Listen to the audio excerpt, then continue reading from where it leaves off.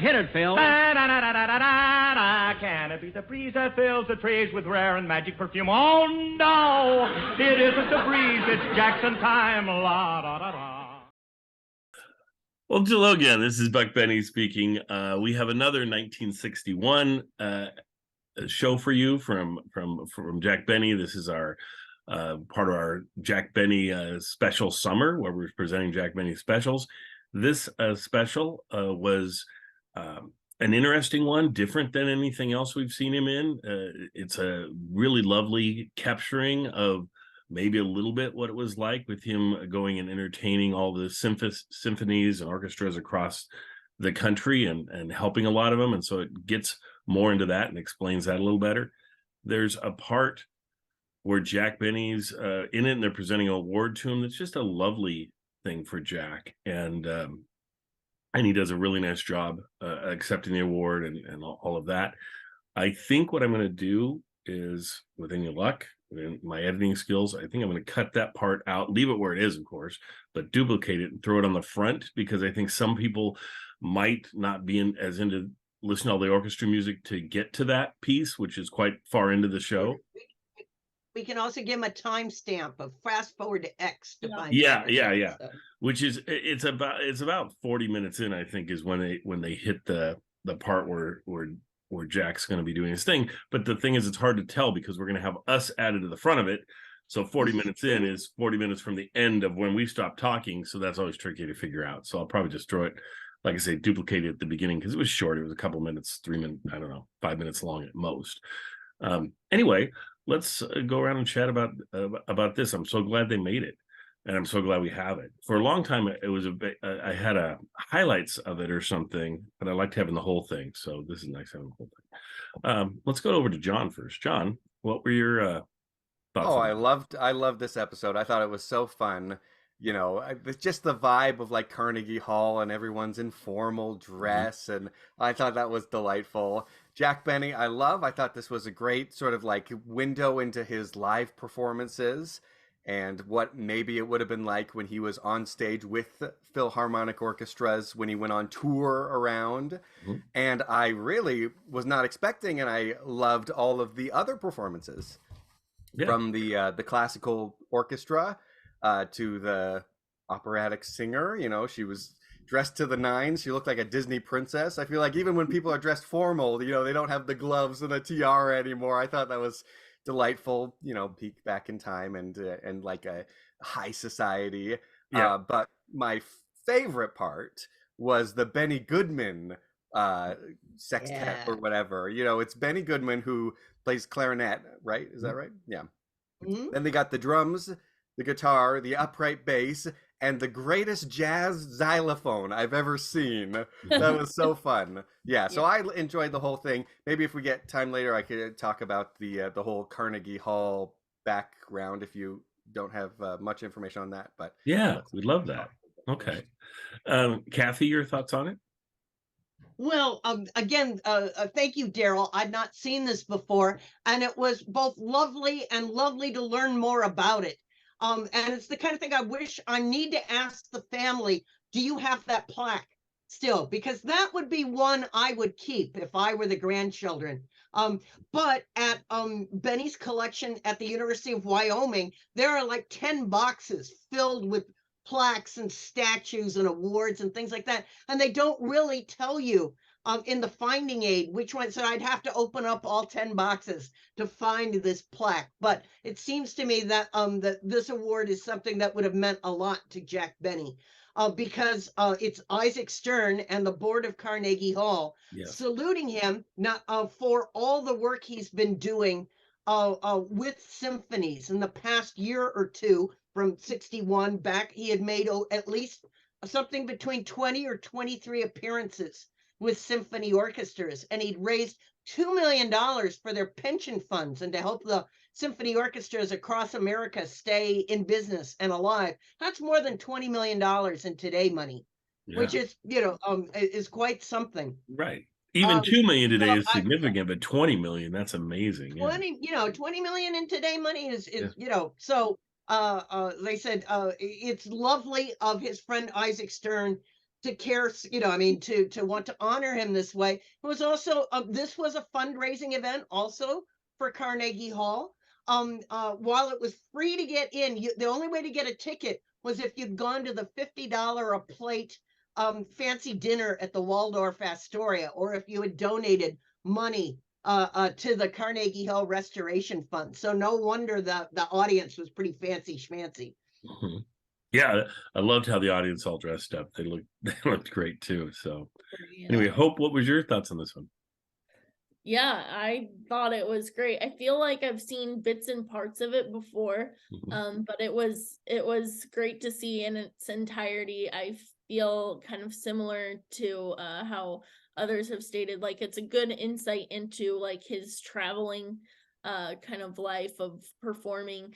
And I feel like whenever I see like him performing the violin with a professional, I always feel like you're getting also a glimpse of him doing vaudeville and what it must have been like to develop these little bits in vaudeville. There's tiny little moments where you're like, okay, this is where you get the fiddle phonology. Yeah, That's great. Mm-hmm. Yeah, and so I love seeing that and seeing that develop. I did like the Benny Goodman bit as well, so that was pretty cool to see. Yeah, it's just wonderful how they put this together. They were definitely thinking about audience attention span and the whole thing, and trying to keep it flowing and moving, and they did a nice job for back then, because back then, of course, it is slower than today's audience is used to. Yeah. But at the time they kept it moving, so that makes it today's audience to be able to go, okay, I just got to remember this is 1961, so this is a long time ago. Yeah. And they just didn't take things at the pace we do today at all. But nothing like this could exist today. I mean, you're never going to see a performance like this, maybe on PBS or something, but even then they're not going to present it in this Right. this length and everything. They'd make it maybe a half hour or something, or have the first half hour be saying how you could donate to them, and they'd send you the DVD. But anyway, because that's what they do. So anyway, for $20.99, yes, you get this payments and a tote bag. So. Full access to PBS online for a year. No, but it's just like I say, I'm so glad it exists, because this is a part of Jack that we talk about, we mention it, but you never get a chance to really see it or experience it. It was the live Jack. It was the Jack going out to these orchestras, and he did so much with this.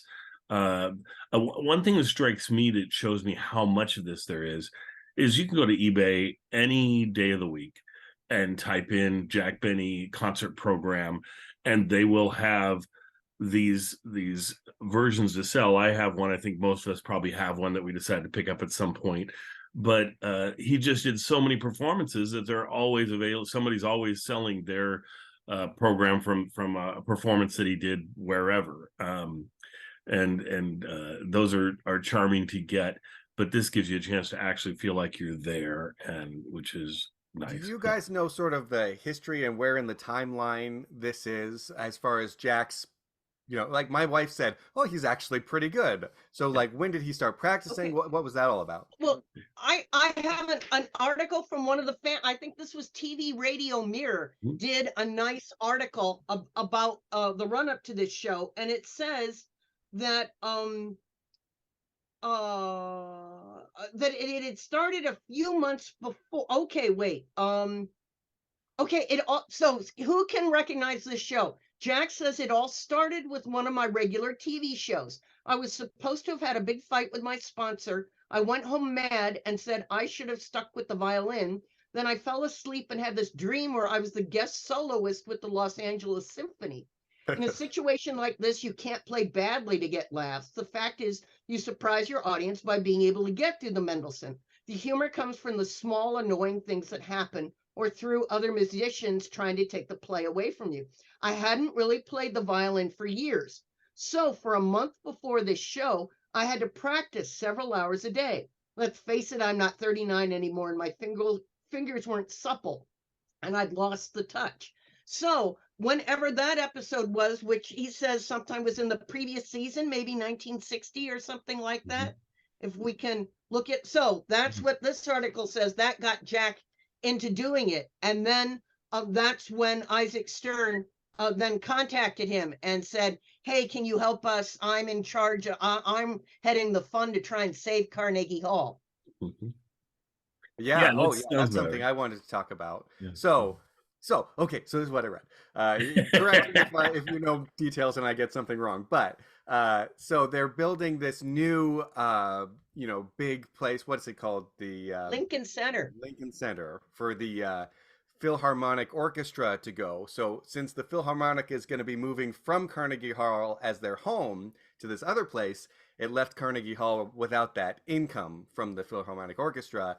And so then, they couldn't pay their bills, and it looked like it was in limbo, and they tried a couple different fundraisers. It didn't really work out. And then they got Isaac Stern on board, and he just, he really worked his magic. He talked to the government, get it to be eventually, I don't think it was quite yet at this point, but they eventually made it a historical site. And he raised the money, and you sort of need a face to be somebody to raise money, and so he, as a great violinist, was that face. And they raised the money. I think the people who owned it dropped the price practically in half as a way to be able to save it. And I think the way they sold it was, this is not going to be a competing place anymore. It's going to be an educational center. And so they did it. They raised the money. They steamed the carpets and everything, and they replaced the curtains, and so restored the whole thing. So I thought that was pretty interesting. That's pretty cool. Yeah. And they renamed the main auditorium the Stern Auditorium in his honor. I learned. So. Well, that's pretty cool. Yeah. What is that marvelous movie with Meryl Streep where she plays the crazy lady who wants to sing at Carnegie Hall? That's one of my favorite in color movie versions of something going on inside Carnegie Hall. It's the name of the woman, strange name. But if you want to see a color movie of what Carnegie Hall looks like. There you go. Yeah, I always think of the classic joke of, how do you get to Carnegie Hall? Practice, practice, practice. And actually, in this episode, there's a joke that I had seen all over Twitter for the past 5 or 10 years, credited to Jack Benny. The joke is, I really don't deserve this award, but I have arthritis, and I don't deserve that either. And these are from these quote, Twitter pages where all they do is they recycle quotes that they've heard. And you never know if any of them are actually real, right? Because I had never heard Jack Benny say this. I'm like, is that really a Jack Benny quote? Does he even have arthritis? And then I watched this episode, and you sort of see where they got it from. And it seems like he's quoting somebody else. So it's not really by Jack Benny, but he's gotten the credit. Well, later on, he does do this. He does say that at the various award shows and things. But he does it like it's him. This time he was quoting somebody else or describing a situation from somebody else.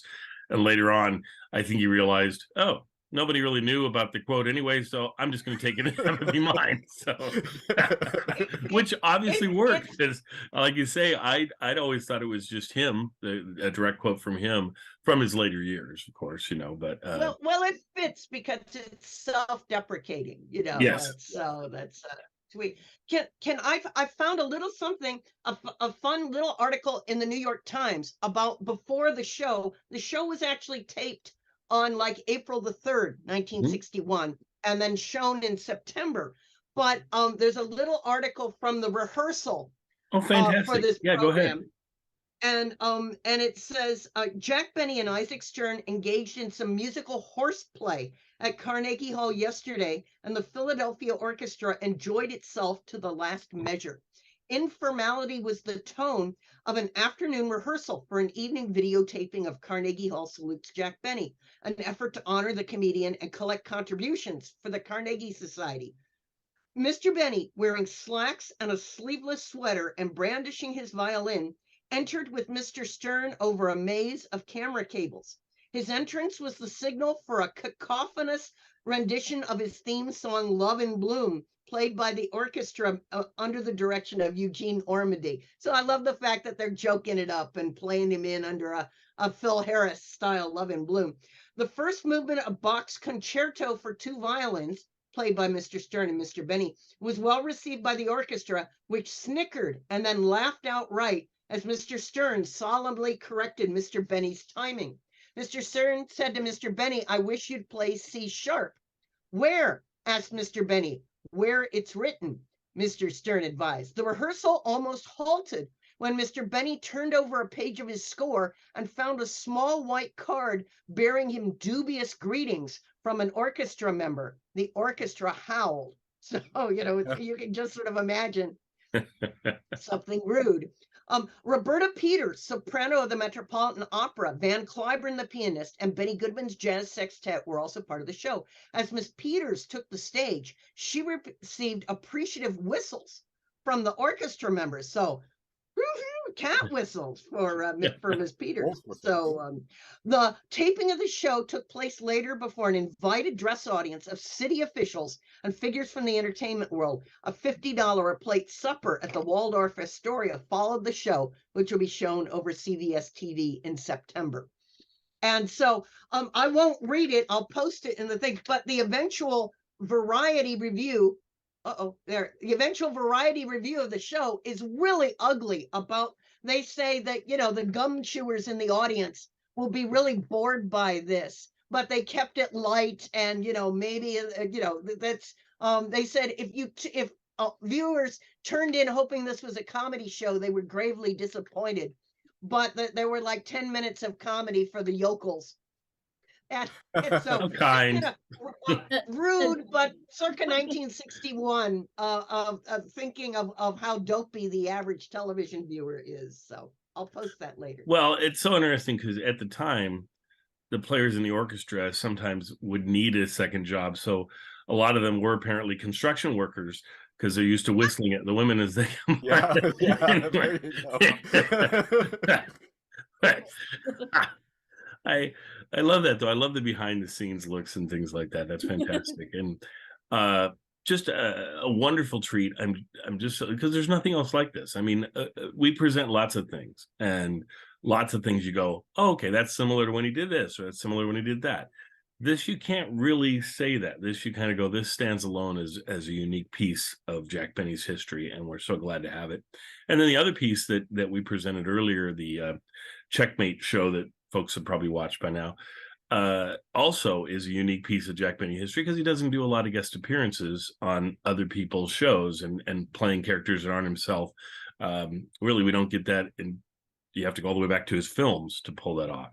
So two wonderful treats for you that we put together, I think, and I hope you enjoy this one, and we'll move on from there. So join us next time as we bring you more of our Jack Benny special summer. So thanks, everybody. Nice job. And we're out of here. Bye, everybody.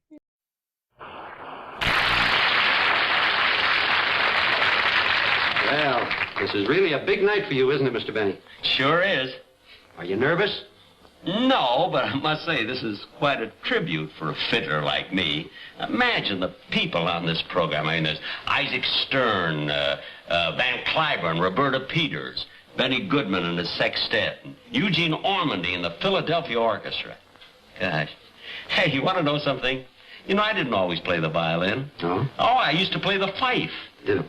Oh, yes. I've seen pictures of you playing the fife. You have? Yes, there were 3 of you. One guy had a flag, and there was a little boy playing a drum. That was another trio. 1 minute, Mr. Benny. 1 minute. Coming. You sure you aren't nervous, Mr. Benny? No, look, I've been around too long to get nervous. Well, that's it.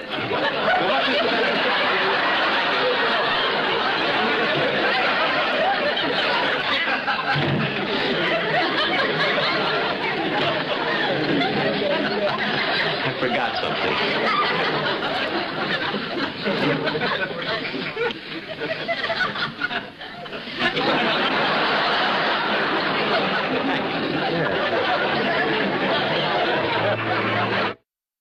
The first first half brought to you by the kitchens of Sara Lee, bakers of America's best-loved cakes, and the new Sara Lee apple and spice cake. But first, a true story about the famous little Sara Lee baker.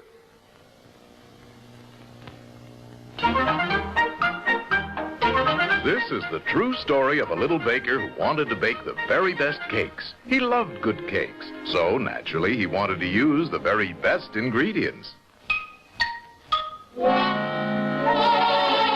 His boss said, "Don't put such good stuff in. No one can tell the difference." But he could tell the difference, and he knew others could too. So off he went and built his own bakery. The Kitchens of Sara Lee, named for his little daughter. Now he went shopping. He bought farm fresh eggs, rich whole milk, grade AA creamery butter, the very best of everything. Then he went to work. And there it was, the most fabulous coffee cake ever. Sara Lee all butter pecan coffee cake. And it was so good, he ate it all up. But he made more like it, and a wonderful cinnamon nut coffee cake, too. Soon, people everywhere heard about his coffee cakes, and his bakery grew and grew and grew. Today, every Sara Lee cake is still baked with the same loving care. And you can find them right now at your grocer's, completely baked, ready to serve and enjoy.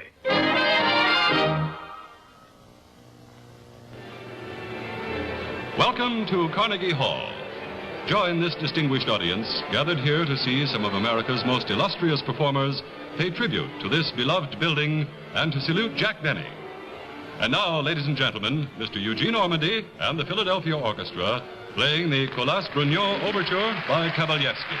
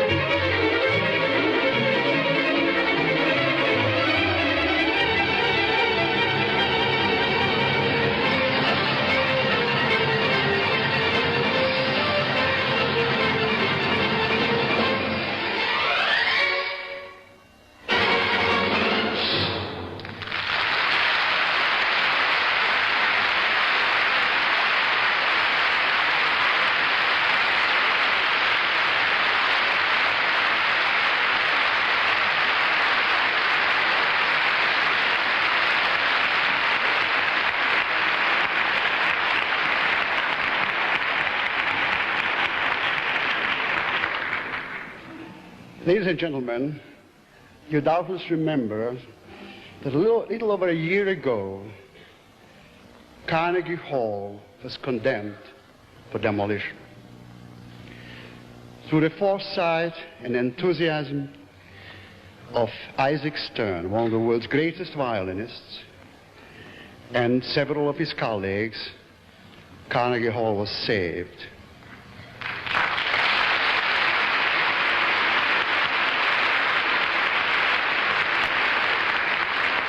It is my great pleasure and honor to introduce to you the president of Carnegie Hall, who is, however, much better known to you as Isaac Stern, one of the great violinists, who is going to play the scherzando movement from Lalo's Symphonie Espagnole.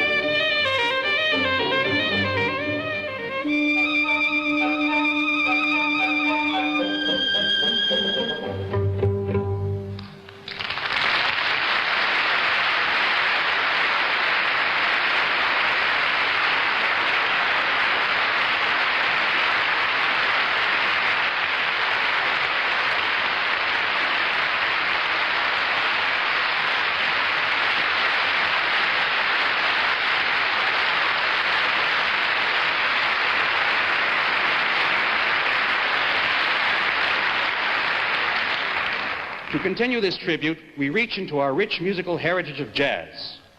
Carnegie has been host to some brilliant concerts in this unique, peculiarly American form of vitality in music.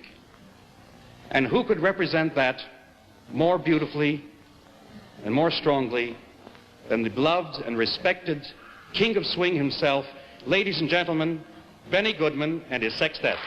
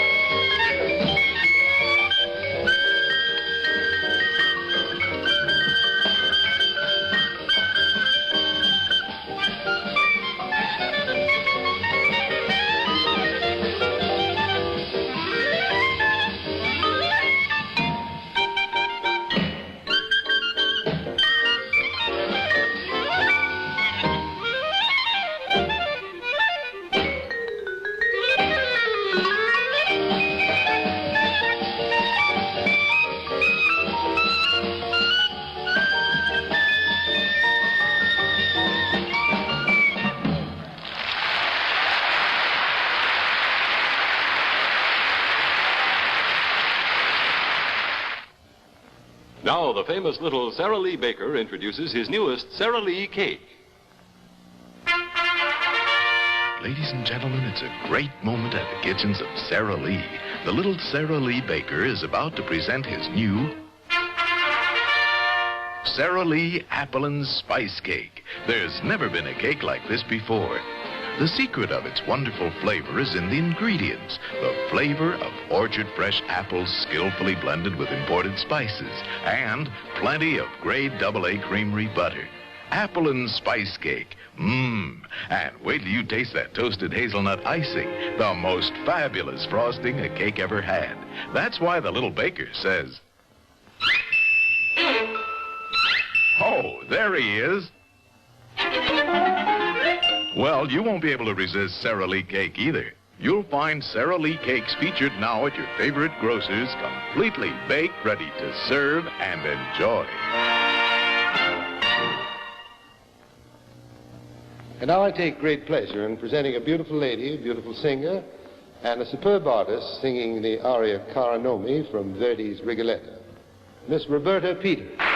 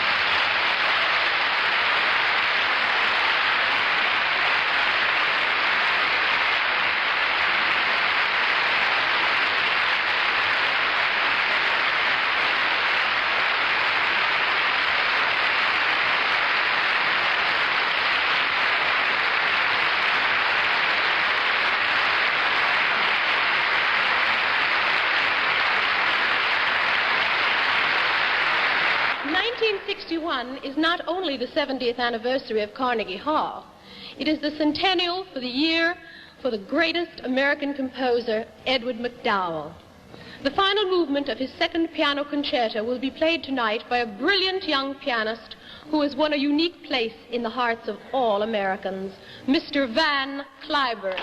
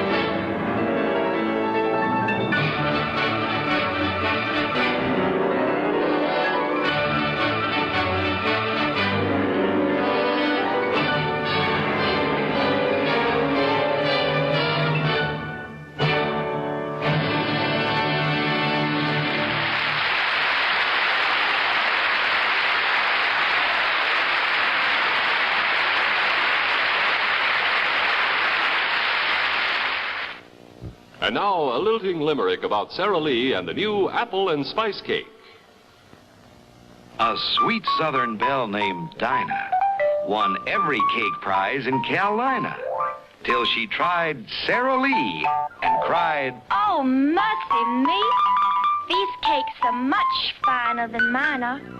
finer indeed. And wait till you try the new Sara Lee apple and spice cake at your grocer's now. Completely baked and iced, ready to serve and enjoy.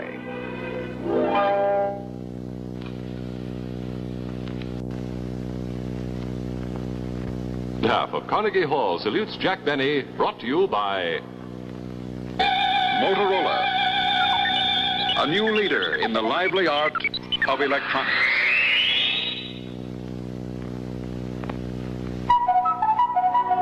What if?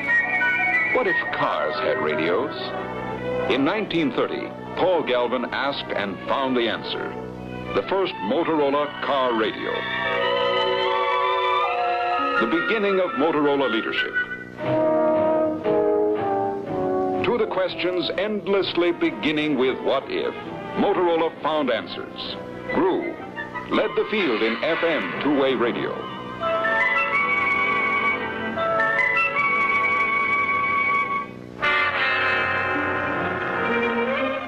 World War II and Motorola's handy talkie radio was up front.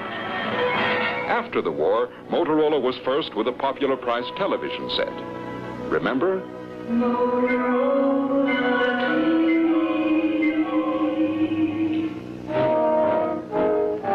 Motorola scientists in Phoenix helped develop the famed Mesa transistor. Just one of many Motorola contributions to major American space projects. Making the unknown known.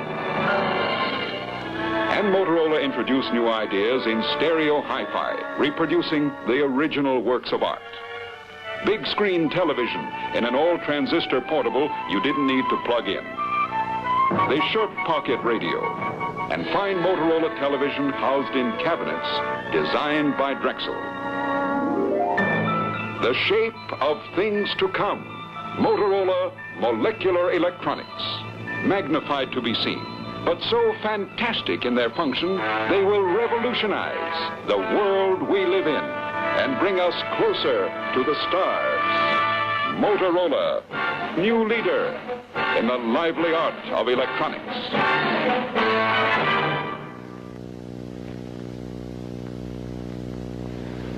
And now to continue our concert, ladies and gentlemen. The first movement of the Bach Concerto for two violins in D minor. Our soloists, Mr. Jack Benny and Mr. Isaac Stern.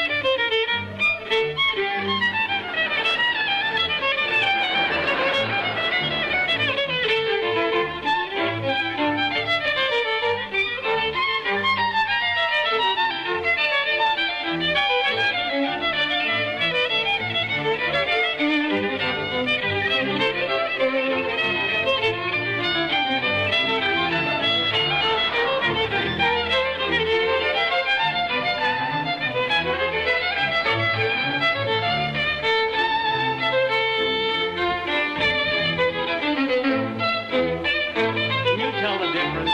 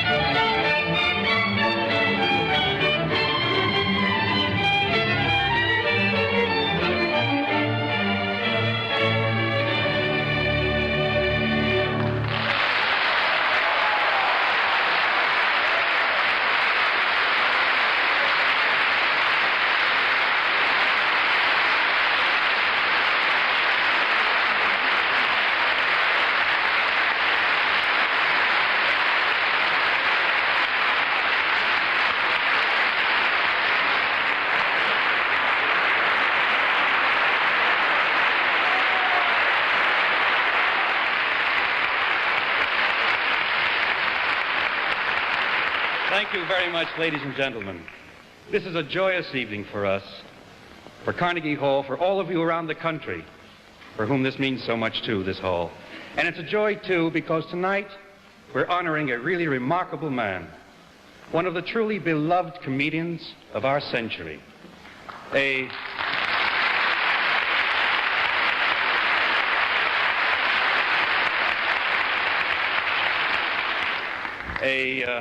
violinist, albeit a remarkable, not a peculiar violinist, but a violinist, and a tireless fundraiser for the symphony orchestras of the United States.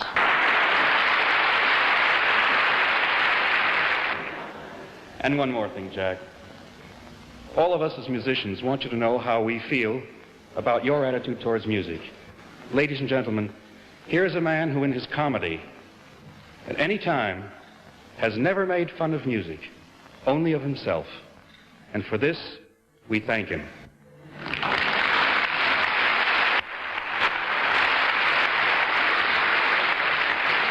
And to commemorate this evening, not only the performance, the concert, but also his acceptance as an artist, we have this plaque.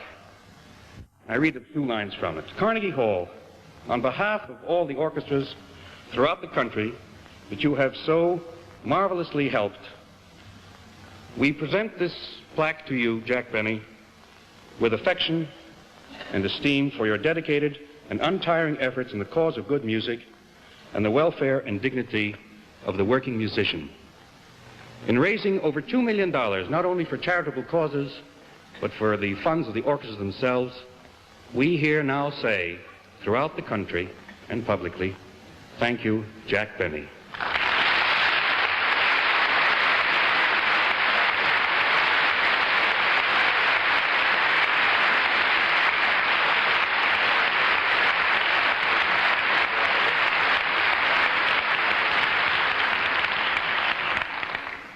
You know, anybody gets an introduction like that, he usually stands up and says that I do not deserve this tribute.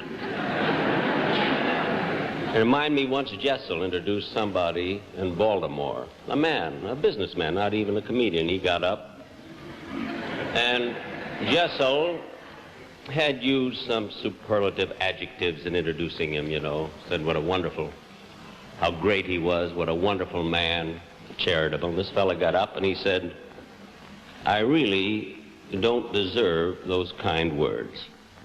He said, but I've got arthritis and I don't deserve that either.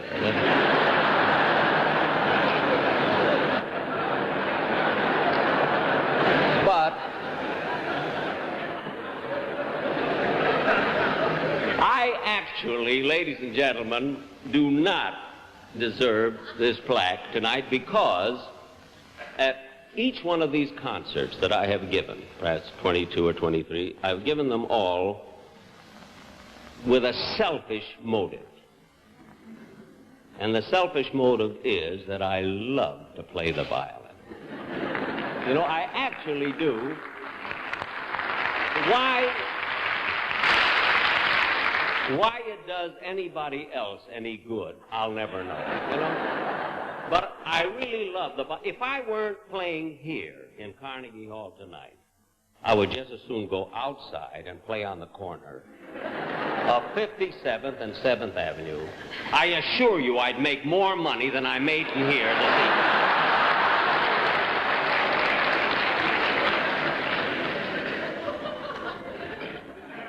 And of course, giving these concerts under the cloak of charity, you see, permits me to play the violin, and these musicians are forced to accompany me.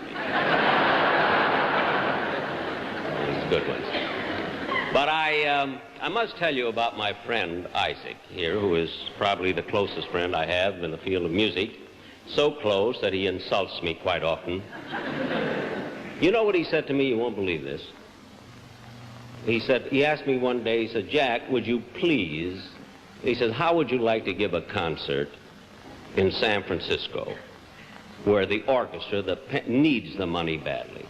So I said to him, well, Isaac, San Francisco's your hometown. Why don't you give the concert? He says, Jack, fellas like us can only get $5.50 a ticket. You got to be pretty bad to get $100 for this.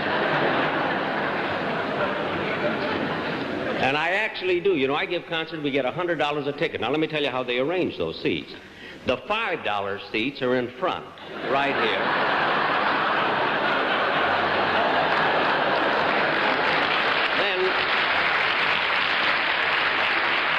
Then they have a little further back, the $25 seats, and about the middle house, the 50, and way in back, the last 5 rows are $100 a ticket.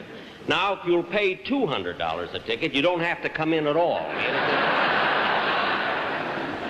Those are the tickets they fight for. Those, you'll be surprised. Make a fortune out of those. And, you know, actually, with these, I've been referred to as the Van Gogh of the violinists. Because not long ago, I gave a concert in Dallas with the Dallas Symphony, and a woman got up. In the middle, I was playing Mendelssohn. She got right up and she said, my God, he's lost his ear. You know, and this thing, and it couldn't have meant anything else that I know of, you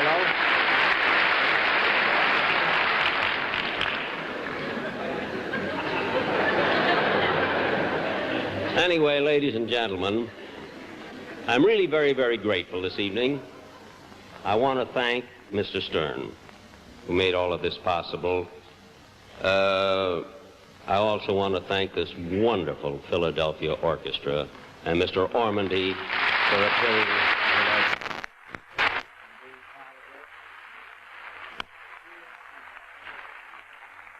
And all of the great artists who appeared on the stage tonight, and everybody associated with this affair for giving me or paying me the finest compliment that I believe I've ever received. in my life. Thank you very much.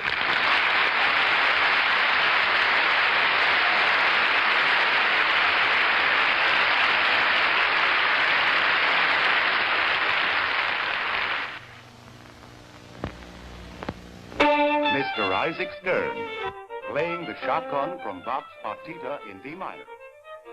Motorola Stereo Hi-Fi, playing back the sound of the original.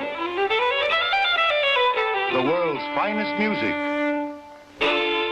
reproduced in lifelike detail on Motorola's magnificent Carnegie Hall Salute. 3 separate amplifiers, 3 separate speaker systems, not just 2, bring you the brilliance of the concert hall performance. Mr. Isaac Stern, enjoying the sound of music beautifully reproduced on Motorola Stereo Hi-Fi. This model, the Carnegie Hall Salute, is especially priced. $299.39 for a limited time. Motorola Stereo Hi-Fi. See it, hear it at your Motorola dealers.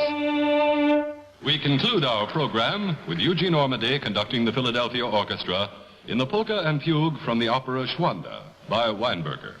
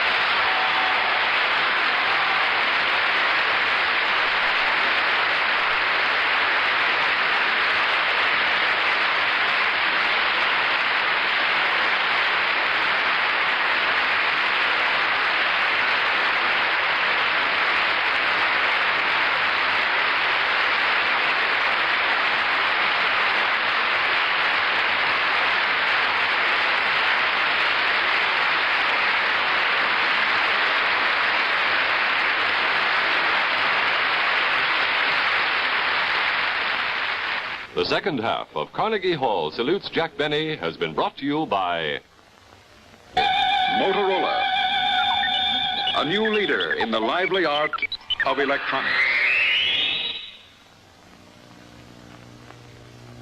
The preceding program was pre-recorded. The Circle Theater will return 2 weeks from tonight on most of these stations.